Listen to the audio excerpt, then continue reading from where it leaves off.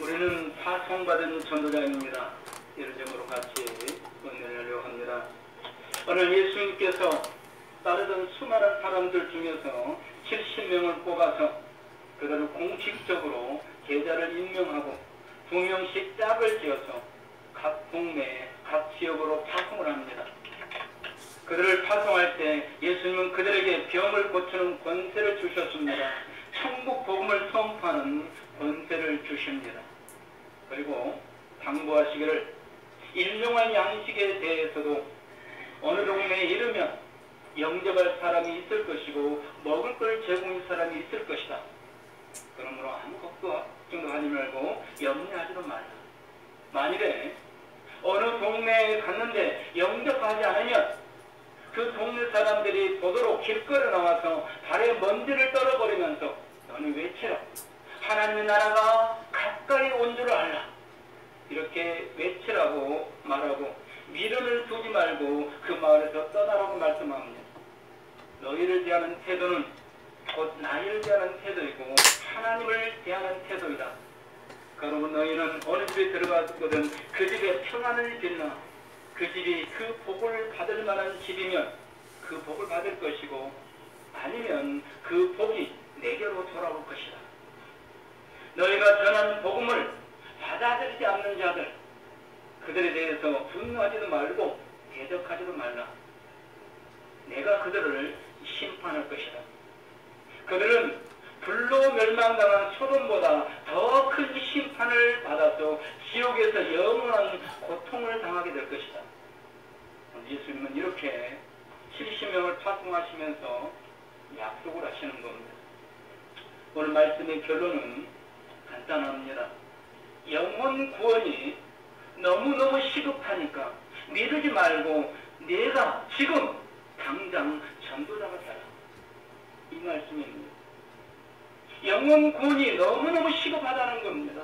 그러므로 미루지 말고 오늘 다른 사람이 아니라 오늘 네가 지금 당장 전도자가 되라. 서울에 오는 목사님이 포항에 설교하러 가시는데 기차를 타고 가게 되었습니다.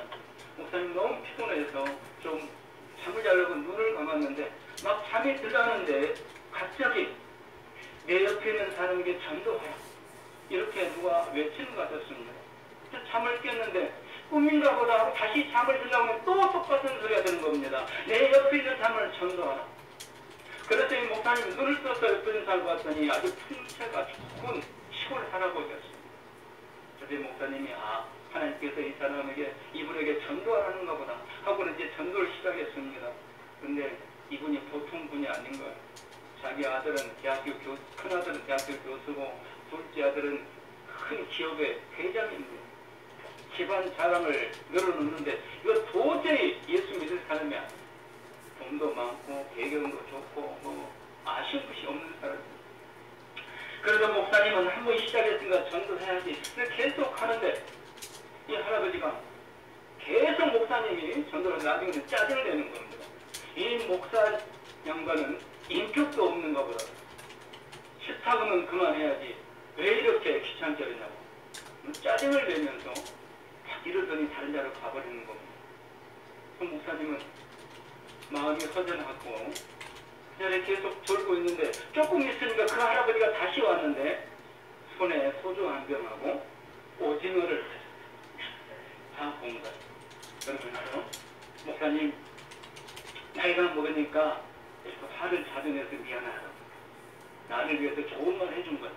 그러면서 마음을 풀고 우리 한 잔씩 하자. 목사님 아닙니다.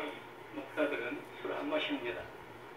그래도 이 할아버지는 뭐 아무도 안 보는 게 어떠냐고 그냥 그래도 오징어를 찢어주면서 자기도 마시면서 막 감고 나는 게 목사님이 목사는 안 마신다고 싫다고 그래도 계속 할아버지가 하니까 나는 목사님이 짜증이 났어요. 아니 할아버지 목사는 술 안 마시는데 왜 이러냐니까 싫지?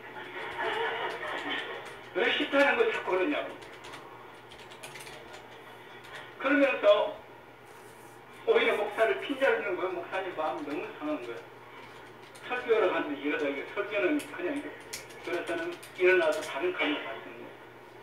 마치 자리가 많이 뛰어 다른 칸에서 이제 가는데 한참 가다가 어느 역에 섰는데 보통 그 역에서는 1분, 2분 서는데 5분, 10분이라도 안 가는 거야.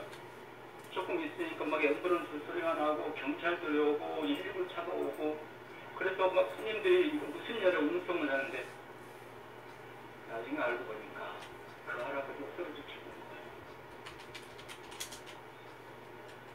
그렇게 큰 소리 치던 그 배경 좋은 그 풍채 좋은 할아버지가 소주를 벌컥 마신 그 할아버지가 갑자기 쓰러져 죽어버린 거예요. 그러니까 그 시체를 처리하느라고 10분 이상을 보는 거예요. 목사님은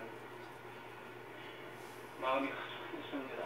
하나님이 이 사람을 데려가라, 이분을 데려가려고 했는데 내가 조금만 더 지혜롭게 했으면 영원한 구원할 수 있었을 거예요.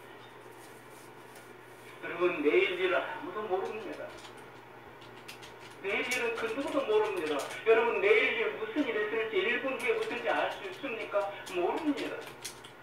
그런데 지금 이 시간에도 수많은 영혼들이 지옥으로 떨어져 가고 있다는 겁니다. 그 영혼을 구원해야 되는데 지금도 수많은 영혼들이 떨어져가고 있다는 겁니다. 그래서 예수님은 오늘 4절에 뭐라고 말씀하시냐면 길에서 아무 일도 불안하지 말고 너희는 빨리 가서 복음을 전해라. 당시에 이 사람들은 길에서 만나는 사람들에게 그냥 지나가지 않습니다. 온갖 격식을 다 갖추면서 시간이 좀 걸릴지라도 예의를 갖춰서 인사를 하면서 이렇게 대화를 나누고 그렇게 헤어집니다. 뭐 처음 본 사람에게도 그럽니다. 그런데 얼마나 영혼 구원이 시급하든지 길에서 누구를 만나든지 아무에게도 무난한 말 인사도 하지 말고 너희는 빨리 가서 복음을 전하라. 영혼 구원의 시급성을 주님이 말씀하시는 겁니다. 여러분, 우리는 구원받았습니다. 우리는 지금 죽어도 천국에 갑니다. 안 믿어질지라도요. 지금 잘 안 믿을지라도 내 이름이 하늘나라의 생명책에 기록되어 있기 때문에 내가 믿든 말든 내 이름이 하늘나라의 생명책에 기록된 분은 무조건 천국에 갑니다.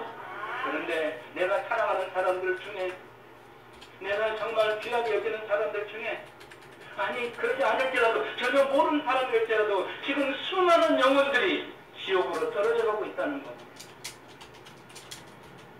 오늘 그 영혼들을 볼 수 있는 우리 영안들이 열릴 수 있기를 소원합니다.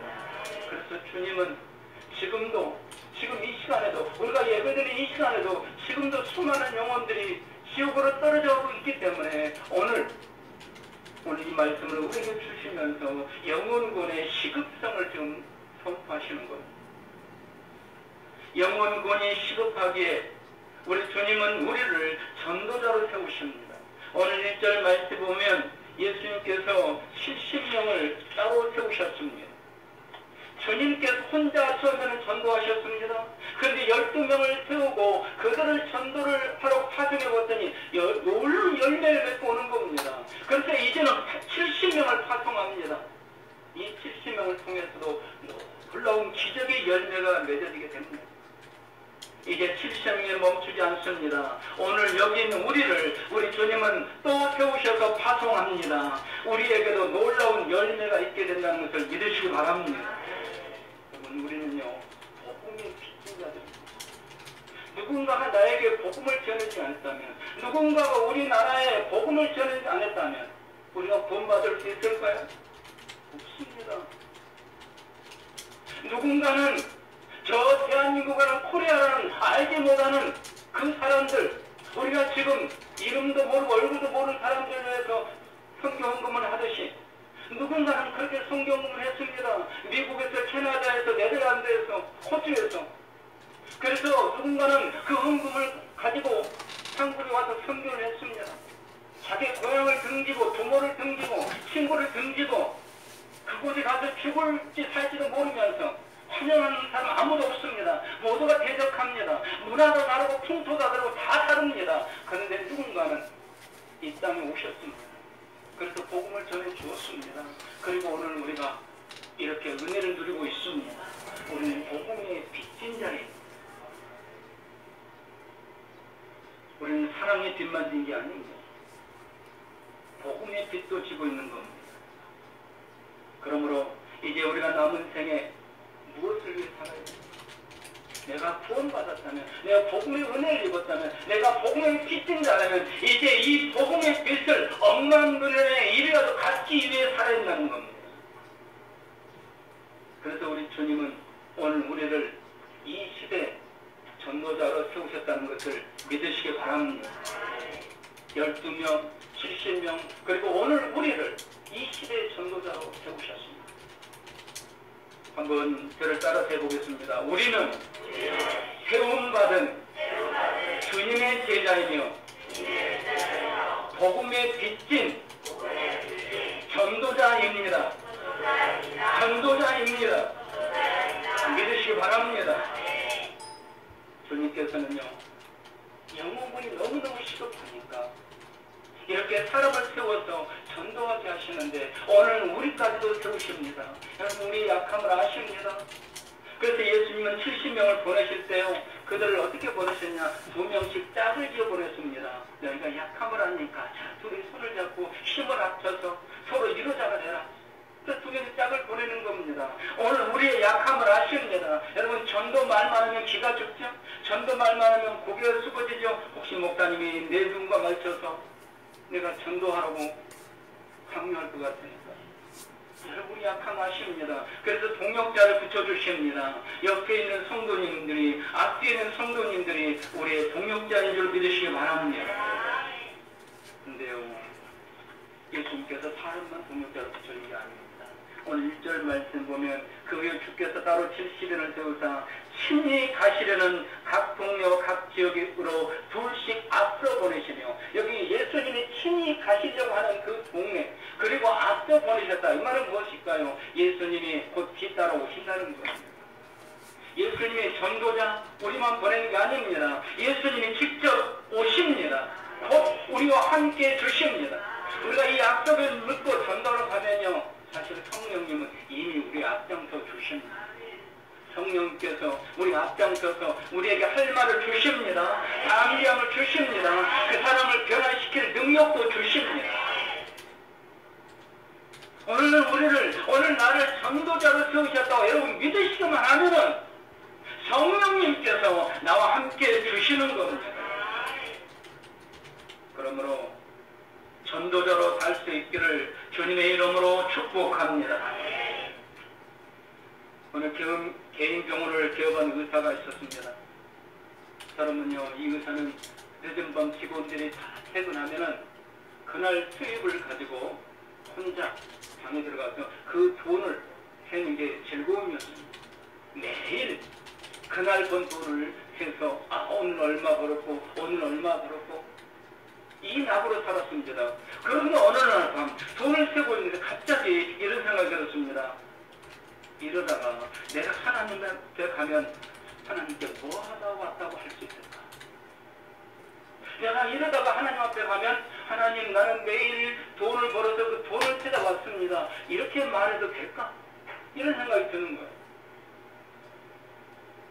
결코 하나님이 기뻐할 것 같지 않았습니다. 그렇다면 하나님께서 기뻐하는 삶이 무엇일까? 매일매일 내가 의사로서 어떻게 하면 하나님이 기뻐하실 건가? 그때 문득 하나님의 말씀이 머리에 떠오르는 겁니다. 다니엘서 12장 3절의 말씀이 있습니다. 지혜 있는 자는 궁창의 빛과 같이 빛날 것이요, 많은 사람을 옳은 대로 돌아오게 하는 자는 별과 같이 영원토록 빛나리라. 이 말씀이 갑자기 떠오르는 겁니다. 그래서 그 다음 날부터 이 의사는 이제 환자들 대하는 태도가 달라졌습니다.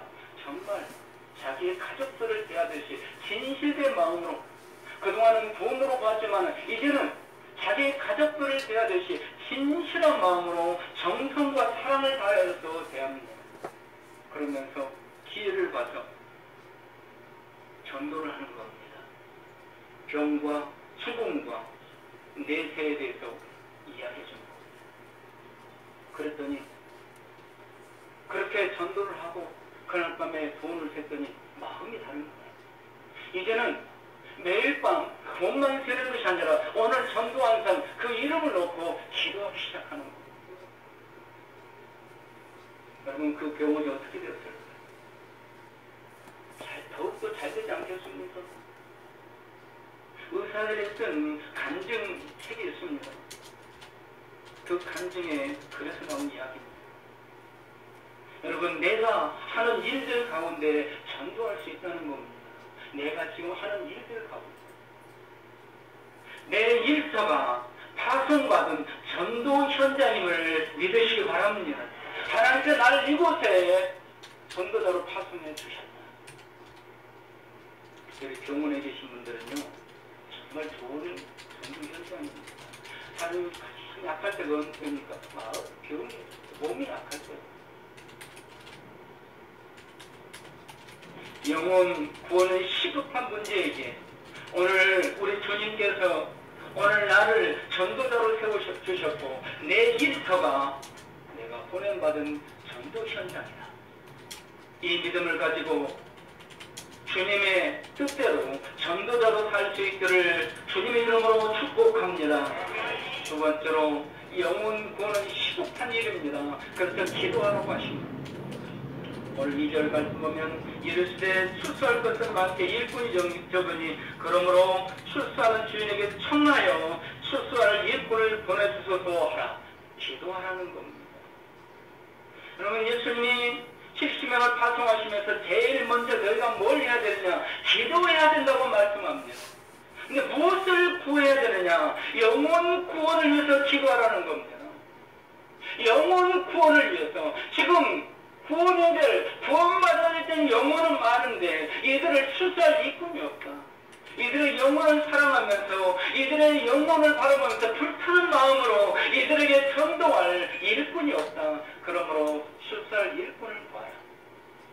사랑하는 성도 여러분, 이 말씀은요, 우리 자신이 먼저 출소할 일꾼이 되게 해달라고 기도하는 겁니다. 오늘 내가 출소할 일꾼이 되게 해달라고 기도하시기 바랍니다. 뿐만 아니라 더 많은 출소할 일꾼을 보내달라고 기도하시기 바랍니다. 그리고 내가 만나는 그 사람, 내 일터에 더 출소할 일꾼들을 많이 세워달라고 기도하는 겁니다. 영혼 구원이 시급하게 영혼 구원을 위해서 기도하라는 겁니다. 또한 우리 주님은 영혼 구원을 위해서 능력을 나타낼 수 있는 본능도 주십니다. 여기 70명에게 12명의 제자에게만 그런 게 아닙니다. 여기 70명에게도 예수 이름으로 능력을 나타낼 수 있는 본능을 주십니다. 또한 우리에게도 예수님의 이름으로 능력을 나타낼 수 있는 본능을 주십니다. 그 첫 번째 본능이 무엇입니까? 9절에 보면 거기 있는 병자들을 고치라. 첫 번째 권능은 병을 고치는 권능을 주셨습니다. 사실 이 권능은요, 우리가 예수를 믿는 그때 이미 받은 겁니다. 예수를 믿는 그 순간에 우리는 모든 병을 고칠 수 있는 능력을 받았습니다. 그런데 그 열매가 언제 나타났냐? 그 빛이 언제 나타났냐? 전도할 때 나타난다는 겁니다. 전도의 현장에서. 그래서요, 어떤 사람을 전도하려고 하는데 그 사람이 몸이 약하다. 정말 간절히 기도해 보시 바랍니다. 하나님이 반드시 역사해 주십니다. 네? 이미 전도자에게 이 병을 고치는 권능을 주셨기 때문에, 그래서 우리 교회에서 많은 분들이 병을 고침받은 겁니다. 주님께서 그 영혼을 구원하기 위해서 우리를 전도자로 세웠기 때문입니다. 혹시 몸이 약한 분들이 있으시거든 그 영혼을 바라보면서 하나님, 내가 이 영혼을 전도해야 되겠습니다. 이 병을 치료해 주셔서 하나님의 능력을 보여주옵소서 기도해 보시기 바랍니다. 그대로 능력이 나타납니다. 두 번째 본능은 9절 뒷부분에 또 말하기를 하나님의 나라가 너에게 가까이 왔다 하라. 즉 천국이 너에게 임했다고 선포하라는 겁니다. 여러분, 내가 어떻게 사람을 감동시킬 수 있습니까? 나는 못합니다. 그러나 하나님의 말씀이 사람을 변화시킵니다. 십자가가 사람을 변화시킵니다. 천국 소망이 사람을 변화시킵니다. 그래서 제가 우리 자녀들 위해서 새벽마다 기도할 때 그 기도를 합니다. 우리 자녀들이 정말 영적으로 성숙해서 내가 믿는 천국, 그걸 모르는 불쌍한 지옥으로 떨어진 친구들에게 내가 믿는 천국을 전해줄 수 있는 그런 자녀들이 되게 해달라고 기도합니다. 사도 바울은 위대한 선교사였고 전도자였습니다.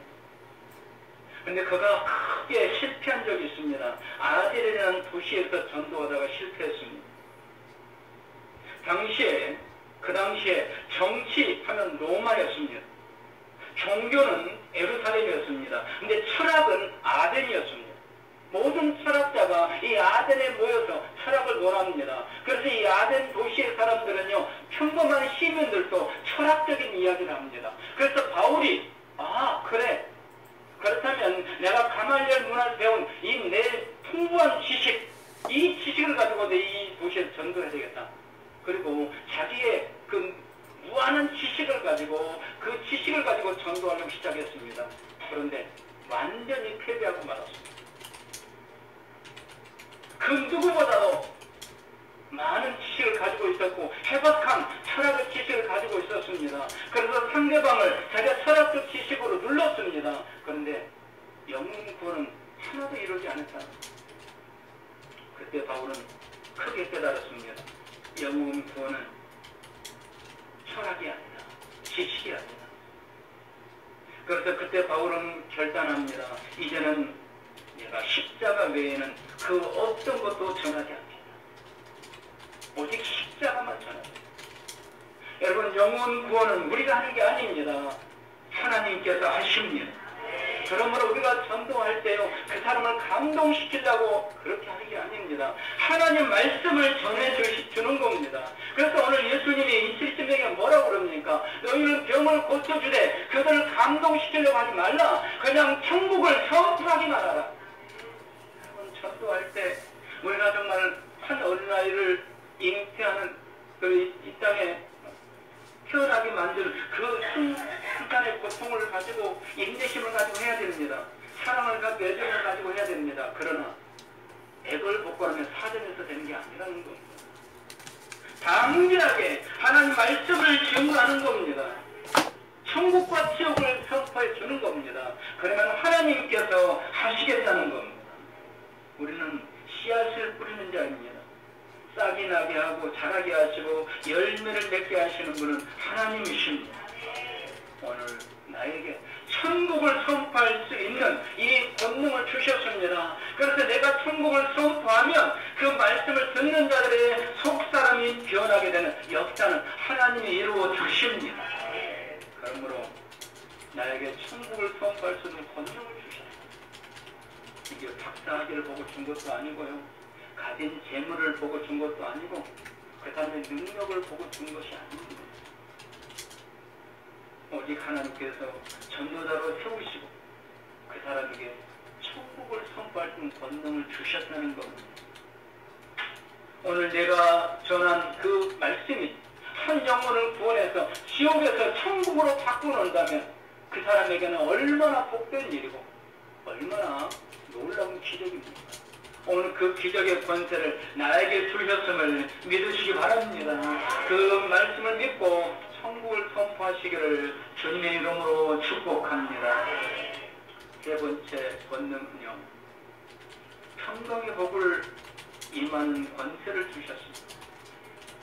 5절과 6절은 이렇게 말씀합니다. 네가 어느 집에 들어가서 먼저 그 집에 샬롬 이렇게 인사하고 말합니다. 이 샬롬은 가볍게 안녕하세요, 평안하세요 이런 뜻 인사하기도 하지만 특별히 유대인들이 이 단어를 쓸 때는 하나님께로부터 내려오는 복으로 이 집이 평강할지어라는 축복입니다. 하나님으로부터 내려오는 복이 이 집에 임하여 이 집이 평강할지어라 이렇게 인사하라는 겁니다. 축복하라는 겁니다. 여러분, 그러면 그 집에 하나님의 평강의 복이 임한다는 겁니다. 이게 전도자에게 준 축복입니다. 그래서 전도자는 어느 집에 가든 그 집이 잘 되기를 축복하는 겁니다. 그러면 하나님이 그 가정에 그 복을 주십니다. 그런데 만일 그 가정이 그 복을 받을 만한 그릇이 못 된다, 복음을 거부한다, 그러면 그 복이 누구에게 돌아오느냐? 전도자에게 돌아온다는 겁니다. 전도자는 나에게 돌아옵니다. 여러분, 그래서요, 평강의 복을 받고 싶으시거든 가정이 평안하고 건강의 복을 받고 이 복을 받고 싶으시거든 전도하시기 바랍니다. 그 전도가 그 집에 복이 되는데 받지 못 못할 가정이면 그 복이 나에게 옵니다. 우리 가정에게 옵니다. 우리 자녀들에게, 우리 후손들에게 온다는 것. 이 권세를 전도자에게 주셨습니다. 오늘 우리에게 주셨습니다. 그러므로 전도자로 살 수 있기를, 전도자로 세움받았음을 확신하고 이제는 전도자로 살기로 결단하시기를 주님의 이름으로 축복합니다. 또한 영혼 구원을 위해서 우리 주님은 전도자의 발걸음마다 필요한 것들을 책임져 주겠다고 약속하십니다. 오늘 4절 말씀, 전대나 배낭이나 신발을 가지 말며, 또한 7절 말씀에 보면 그 집에 유하며 주는 것을 먹고 마시라. 일꾼이 그 싹을 받는 것이 마땅하니라. 여기 일꾼이 그 싹을 받는 것이 마땅하니라. 이게 하나님께서 하나님의 일을 하는 사람에 대한 기본적인 하나님의 마음이십니다. 하나님의 일을 하는 사람, 그 사람에게는 싹을 받는 것이 마땅하다. 하나님께서 주시든 사람을 통해서 주시든 하나님께서 하나님의 일을 하는 사람에게는 주신다는 겁니다.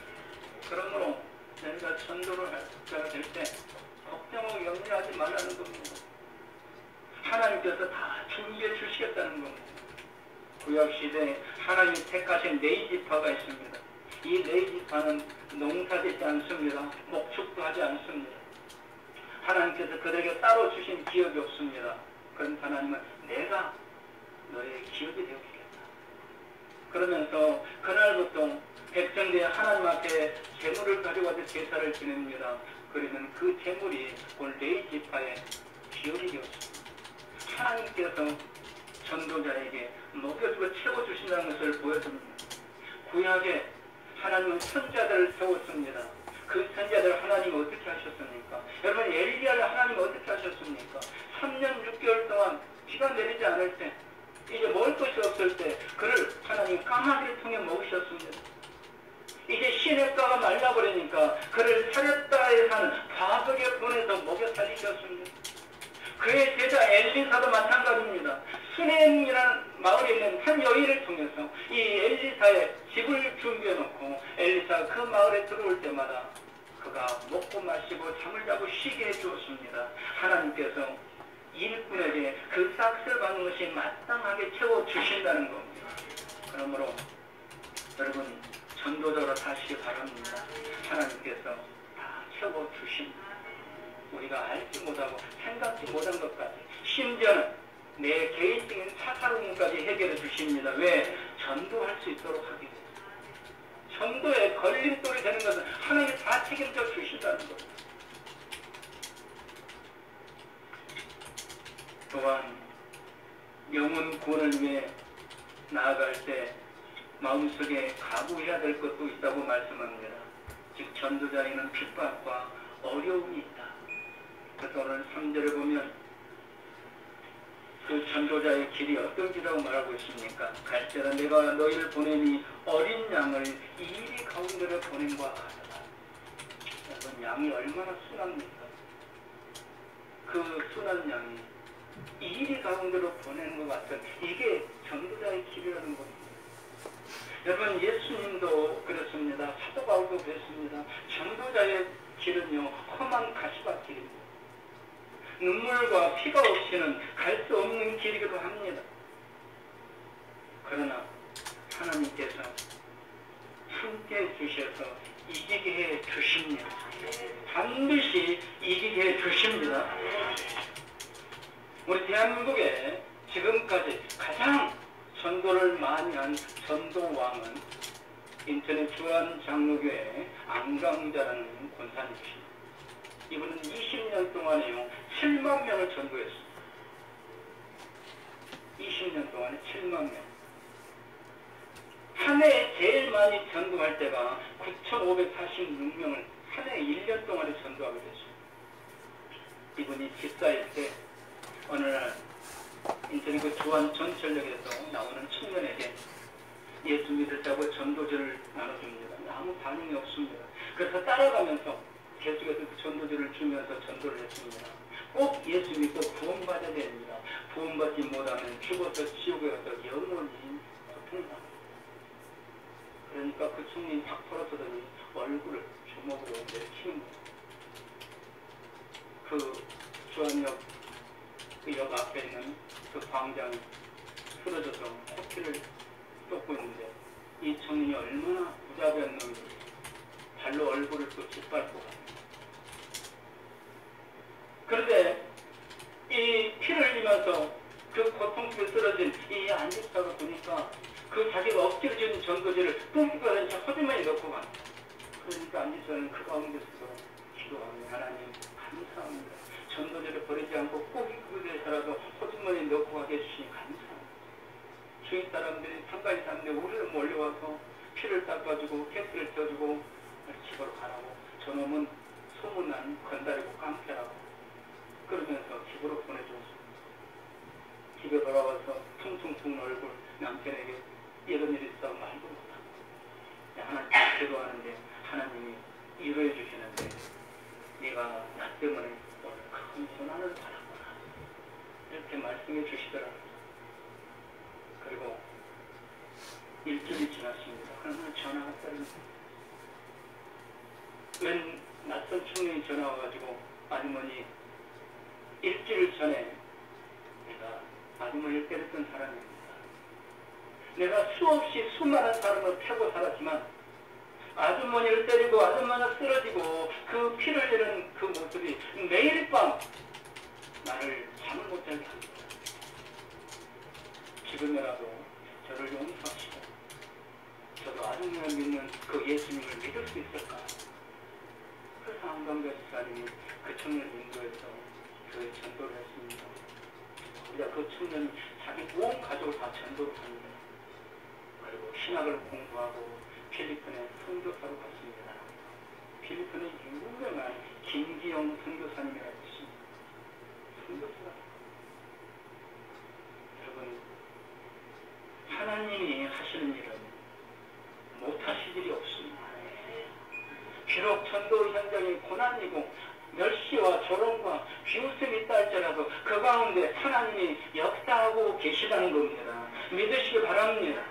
만일 복음을 받아들이지 않으면 그들에 대해서는 하나님이 심판하겠다는 겁니다. 그래서 11절에 뭐라고 말씀하시냐면요. 만약 어느 동네에 들어가는데 받아들이지 않거든 너희는 길에 나와라. 그래서 사람들 다 본 앞에서 먼지를 떨어버리면서 내가 너희의 죄악의 먼지를 떨어버리면서 너희는 하나님 말씀만 선포해라.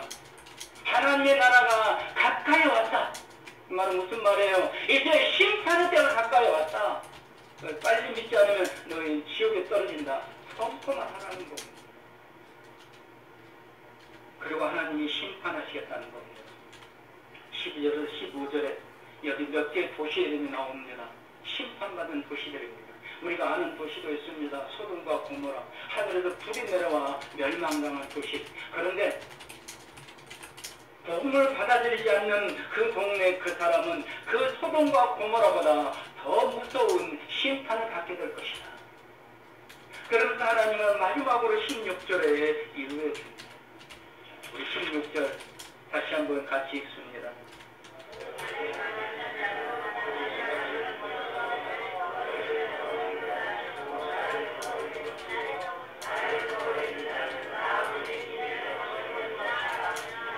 아멘. 여러분 전도자 나가는 우리를 외면하는 것은 예수님을 외면하는 겁니다.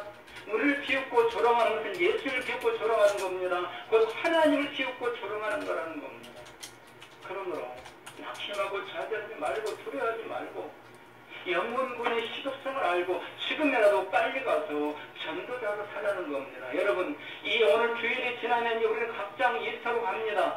거기가 전도 현장입니다. 거기서 전도할 분이 누구입니까? 다른 사람이 아니라 나라는 겁니다. 오늘 나를 그곳에 전도자로 세우셨습니다. 그냥 세운 게 아닙니다. 능력도 주셨습니다. 권능도 주셨습니다. 내가 그 사람의 평안을 복을 들면요. 그 복이 그 사람에게 임하는 권능을 나에게 주셨어요. 전도자에게 주셨습니다. 나는 못합니다. 나는 씨앗을 뿌릴 뿐입니다. 나는 그 사람에게 하나님 말씀을 그냥 전해줄 뿐입니다. 여러분 절 못하겠거든. 전도지 가지고 와서 그냥 주기라도 하세요. 이 말씀 읽어보시고 예수님 믿으십시오. 이 말씀 읽어보시고 천국 가십시오. 이만 이렇게라도 해보십시오. 하나님께서 역사하시겠다는 겁니다. 깃발이 떨어진 그 전도자 한 장 주워가지고 구원받고 목사가 된 분도 많습니다. 제가 잘 아는 분도 그렇게 해서 목사가 되셨습니다. 말씀을 마칩니다. 누가복음 16장에 부자와 나사로 이야기가 나옵니다. 부자는요, 떵떵거리고 매일 잔치를 벌였지만 예수를 믿지 않고 세상 것만 즐기다가 지옥에 떨어집니다. 그 동네 거지 소년 나사로는 정말 온몸에 종기가 나고 거지로 짐승보다 개보다 못하게 살았지만 그러나 예수님을 믿었습니다. 그리고 천국에 갔습니다. 지옥에 떨어진 이 부자가 천국에 있는 아브라함 품에 앉아있는 그 소년을 바라봅니다. 그러면서 아브라함에게 사정한 두 가지 사정합니다.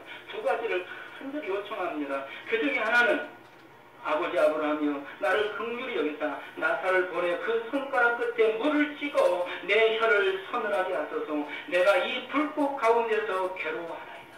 지옥의 불구덩이 얼마나 뜨겁고 무섭던지 나에게 새끼손가락에 침 한 방만 묻혀서 떨어뜨렸더라도 못한다고 할 수 없다. 천국과 지옥은 오고 가는 길이야. 그러자 마지막으로 하나를 더 부탁드립니다. 그렇다면 선생님, 내 고향에 내 형제 다섯이 있습니다. 지금 내 가족들이 있다는 겁니다. 그들에게 증언하게 하여 그들로 이 고통받는 곳에 오지 않게 하여 주옵소서. 네, 아브라함이 뭐라고 얘기합니까? 그것도 했습니다. 땅에는 전도자들이 있다. 모세와 선지자들이 있다고 말씀합니다. 전도자들이 있다는 겁니다. 그들에게 듣지 아니하면 비록 이 천국에서 내려간다 할지라도 받아들이지 않을 것이다. 두 가지를 말씀합니다. 전도자의 중요성입니다. 우리는 하늘에서 내려온 천사보다 더 중요한 전도자라는 겁니다. 이 땅의 영혼은 전도자를 통해서 구원받게 된다는 겁니다.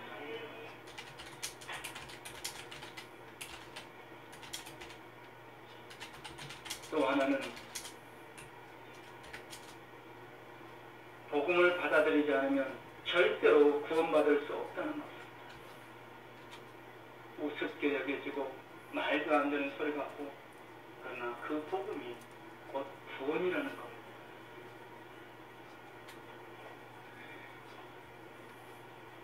그런데 그 영혼 구원이 목마르고 애가 타는 전도자가 많지 않다는 겁니다. 여러분, 우리 마음을 한번 들여다보십시오. 내가 원하는 것, 내가 소원하는 것, 그건 정말 목마른 것은 많지만 내가 영원 구원에 목마르고 있는가? 누군가를 전도하기 위해서 정말 애타고 목마르고 있는가? 과연 우리 순도인 중에 몇 분이나 이 목마름을 이해가 하고 있을까요? 저 영혼 저러다 지옥에 갈 건데 그럼 예수님 믿는다고 하는 분들 중에서도요, 구원받지 못한 분들 많습니다. 그냥 교회만 왔다 갔다 하고 여행으로 뭐 하나님의 복을 임하겠지, 이런 분들 많습니다. 여러분들이 영혼을 바라보면서 여러분들에게 전도해야 되는데 그 애타는 그 마음이 있느냐는 겁니다. 그래서 기도하라는 겁니다. 영혼군에 애타는 마음을 가진 자를 보내달라고 기도하라는 겁니다. 여러분, 먼저 나 자신이 이런 영혼구원에 애타는 마음을 가진 전도자가 되게 해달라고 기도하시기 바랍니다. 그리고 우리 온천교회에 그런 일꾼들을 많이 세워달라고 기도하시기 바랍니다. 주님은 우리를 전도자로 세우셨고 능력과 권능도 이미 주셨습니다. 한번 믿으시고 전도에 열심을 내보시기 바랍니다. 하나님이 반드시 역사를 일으켜 주실 줄로 믿습니다.